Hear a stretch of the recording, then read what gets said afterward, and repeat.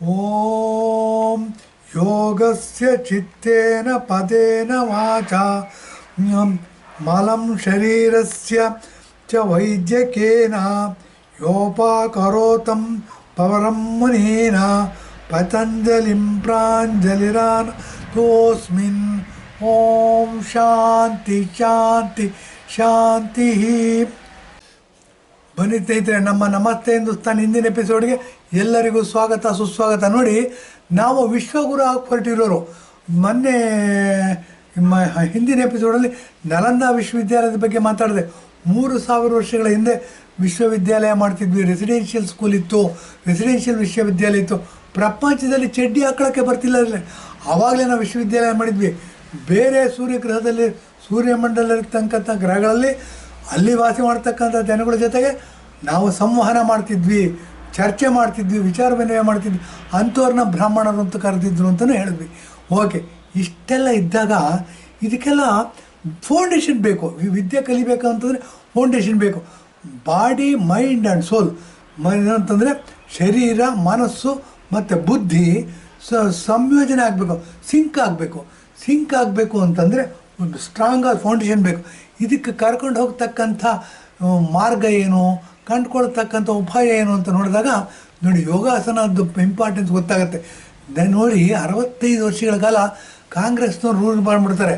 ಅವರು ಜವಾಹರ್ಲಾಲ್ ನೆಹರು ಪಂಡಿತರಂತೆ, ಕಾಶ್ಮೀರಿ ಬ್ರಾಹ್ಮಣರು ಅಂತ ಮುಂಡೆ ಗಂಡ ಮೋಸ ಮಾಡಿಬಿಟ್ಟು ಹಿಂದೂಗಳಿಗೆ ಟೋಪಿ ಹಾಕಿ ಪ್ರಧಾನಮಂತ್ರಿ ಆಗಿದ್ದುಬಿಟ್ಟಾರೆ. 47ರಿಂದ 64, 17 ವರ್ಷ.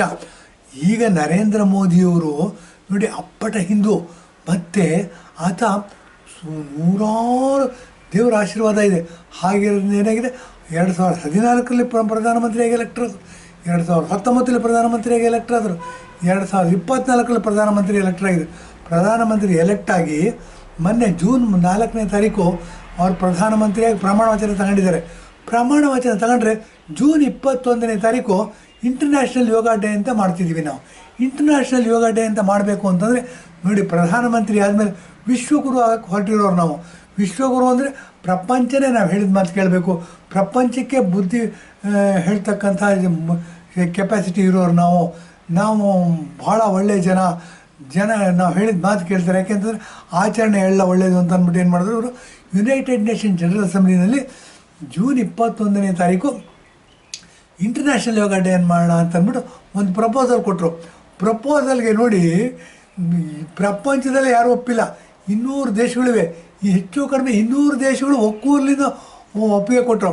ಇಂಟರ್ನ್ಯಾಷನಲ್ ಯೋಗ ಡೇ ಅಂತ ಮಾಡೋಣ, ಇದನ್ನು ಜೂನ್ 21ನೇ ತಾರೀಕಿಗೆ ಮಾಡೋಣ ಅಂತ ಅಂದ್ಬಿಟ್ಟು ಒಕ್ಕೂರ್ಲಿಂದ ಒಪ್ಪಿಕೊಟ್ರು. ಇಷ್ಟು ಒಮ್ಮತದ ನಿರ್ಣಯ, ಒಮ್ಮತದ ತೀರ್ಪು ಇದುವರೆಗೂ ಬಂದಿಲ್ಲ ಯುನೈಟೆಡ್ ನೇಷನ್ ಜನರಲ್ ಅಸೆಂಬ್ಲಿ. ಇದು ವಿಶ್ವಗುರು ಆಗೋದಕ್ಕೆ ನರೇಂದ್ರ ಮೋದಿಯವರು ಏನು ಮೊದಲನೇ ಹೆಜ್ಜೆ ಇಟ್ಟಿದ್ದಾರೆ, ಟ್ರಮೆಂಡಸ್ ಸಕ್ಸಸ್ ಅಂತ ಹೇಳ್ಬೋದು. ಇದು ನಿಮ್ಮೆಲ್ಲರ ಪುಣ್ಯ. ಇದೇನಾಗಿದೆ ನೋಡಿ, ಇವತ್ತು ಜೂನ್ 22ನೇ ತಾರೀಕು ಕೂತ್ಕೊಂಡು ನಾವು ಎಪಿಸೋಡ್ನ ಬ್ರಾಡ್ಕಾಸ್ಟ್ ಮಾಡ್ತಾಯಿದ್ದೀವಿ, ರೆಕಾರ್ಡ್ ಮಾಡ್ತಾಯಿದ್ದೀವಿ. ನಿನ್ನೆ ದಿವಸ ಇಂಟರ್ನ್ಯಾಷನಲ್ ಯೋಗ ಡೇ ಆಗಿದೆ. ಇಂಟರ್ನ್ಯಾಷನಲ್ ಯೋಗ ಡೇ ಅಂತಂದರೆ ಎಲ್ಲ ದೊಡ್ಡ ನಗರಗಳಲ್ಲಿ ಏನಾಗುತ್ತೆ, ಇಂಟರ್ನ್ಯಾಷನಲ್ ಯೋಗ ಮಾಡ್ತಾರೆ. ಮೈಸೂರಲ್ಲೂ ಸಹ ಅರಮನೆ ಮೈದಾನದಲ್ಲಿ ಯೋಗ ಸೆಲೆಬ್ರೇಷನ್ ನಡೀತು. ಬೇಕಾದಷ್ಟು ಯೋಗಪಟುಗಳು, ಬೇಕಾದಷ್ಟು ಸಂಘ ಸಂಸ್ಥೆಗಳಿವೆ, ಎಲ್ಲರೂ ಹೋಗಿದ್ದರು. ನಾನು ಕಾಲಕ್ರಮ ಹೋಗೋಕ್ಕಾಗಲಿಲ್ಲ, ಅನಿವಾರ್ಯ ಕಾರಣಗಳು ಬೇರೆ ಕಡೆ ಯೋಗ ಮಾಡಿದ್ವಿ. ಇರಲಿ, ಅದು ಬೇರೆ ವಿಷಯ. ನರೇಂದ್ರ ಮೋದಿಯವರು ಏನು ಮಾಡಿದ್ರು, ವಿಶ್ವಗುರು ಆಗಕ್ಕೆ ಹೊರಟಿರೋರು, ಲೀಡ್ ತೊಗೊಂಡಿರ್ತಕ್ಕಂಥವ್ರು ಇವರೇನು ಮಾಡಿದ್ರು, ಜಮ್ಮು ಆ್ಯಂಡ್ ಕಾಶ್ಮೀರದಲ್ಲಿ ಹೋದರು. ಜಮ್ಮು ಆ್ಯಂಡ್ ಕಾಶ್ಮೀರದಲ್ಲಿ ದಾಲ್ ಲೇಕ್ ಅಂತ ಇದೆ ನೋಡಿ, ಧರೆಗವ ತರಿಸಿದೆ ಸ್ವರ್ಗದ ಸ್ಪರ್ಧಿಯು ಸುಂದರ ತಾಯಿನೆಲ್ಲವು ಅಂತ ಹಾಡು ಬರುತ್ತೆ. ಅದು ಏನು ಅಂದರೆ ಸ್ವರ್ಗಕ್ಕೆ ಪ್ರತಿಸ್ಪರ್ಧಿ ಕಾಶ್ಮೀರ, ದಾಲ್ ಲೇಕಲ್ಲಿ ಪಕ್ಕದಲ್ಲಿ ಒಂದು ಫೀಲ್ಡಲ್ಲಿ ಕೂತ್ಕೊಂಡು ಯೋಗಾಸನ ಮಾಡಿದ್ರು. ನರೇಂದ್ರ ಮೋದಿಯವರು ಮಾಡಿದ್ರು. ಅಲ್ಲೇ ಪಕ್ಕದಲ್ಲಿ ಹಜರತ್ ಬಾಲ್ ಶ್ರೈನ್ ಅಂತ ಇದೆ, ಸುಮಾರು 8-10 ಕಿಲೋಮೀಟ್ರ್ ಆಗುತ್ತೆ. ಹಜರತ್ ಬಾಲ್ ಶ್ರೈನ್ ಅಂತಂದರೆ ಅದ್ಯಾರೋ ಮೊಹಮ್ಮದ್ ಪೈಗಂಬರ್ ಅಂತೆ, ಆತದ್ದು ಒಂದು ಕೂದಲು ಇಟ್ಟಿದ್ದಾರಂತೆ. ನಾವು ಹೋಗಿ ನೋಡ್ಕೊಂಬಂದಿದ್ವಿ. 71ನೇ ಇಸ್ವಿನಲ್ಲೂ 69ನೇ ಇಸ್ವಿನಲ್ಲೂ ಹೋಗಿದ್ವಿ. ಕಾಶ್ಮೀರಕ್ಕೆ ಹೋಗಿ ನೋಡ್ಕೊಂಬಂದು ಅಲ್ಲೇನೋ ಮಾತಾಡಿದ್ವಿ, ನಮ್ಮ ಎಷ್ಟೊತ್ತು ಒದಿಸ್ಕೊಂಡ್ವಿ, ಎಲ್ಲ ಆಯ್ತು. ಅದು ಬೇರೆ ವಿಚಾರ. ಅದು ಏನು ಅಂತ ಹಜರತ್ ಬಾಲ್ ಶ್ರೈನ್ ಅಂತ ದರ್ಗಾ ಅಂತಿದೆ, ಅಲ್ಲಿ ಹೋಗಿ ಬರಬೇಕು. ಅಲ್ಲಿ ನರೇಂದ್ರ ಮೋದಿಯವರು 10ನೇ ವಾರ್ಷಿಕ ಯೋಗಾಭ್ಯಾಸವನ್ನು ಮಾಡಿದ್ರು. ಅಲ್ಲೇನು ಅಂದರೆ ನೋಡಿ, ಇದ್ರ ಬಗ್ಗೆ ಮಾತಾಡಬೇಕು ಅಂತಂದರೆ ಒಂಚೂರು ಮಾತಾಡಬೇಕಾಗತ್ತೆ. ಎಷ್ಟು ಮಟ್ಟಿಗಿತ್ತು ಅಂದರೆ ಒಂದು ದೇಶ, ಒಂದು ಏಕ ದೇಶ್, ಏಕ ಪ್ರಧಾನ್, ಏಕ ನಿಶಾನ್, ಏಕ ಸಂವಿಧಾನ ಅಂತ ಅಂದ್ಬಿಟ್ಟು ನಾನಾಜಿ ದೇಶ್ಮುಖ್ ಹೇಳಿದ್ರು. ಆಮೇಲೆ ಬೇಕಾದಷ್ಟು ಜನ ಬಿ ಜೆ ಪಿ ಲೀಡರ್ಸ್ ಹೇಳಿದ್ರು. ಆಗಿನ ಇದರಲ್ಲಿ ಯಾರಾದರೂ ಹಿಂದೂಗಳು ಅಪ್ಪಂಗೆ ಹುಟ್ಟಿದರೆ ಬಂದು ಬಾವುಟ ಹಾರಿಸ್ಬೇಕು ಅಂತಂದರು.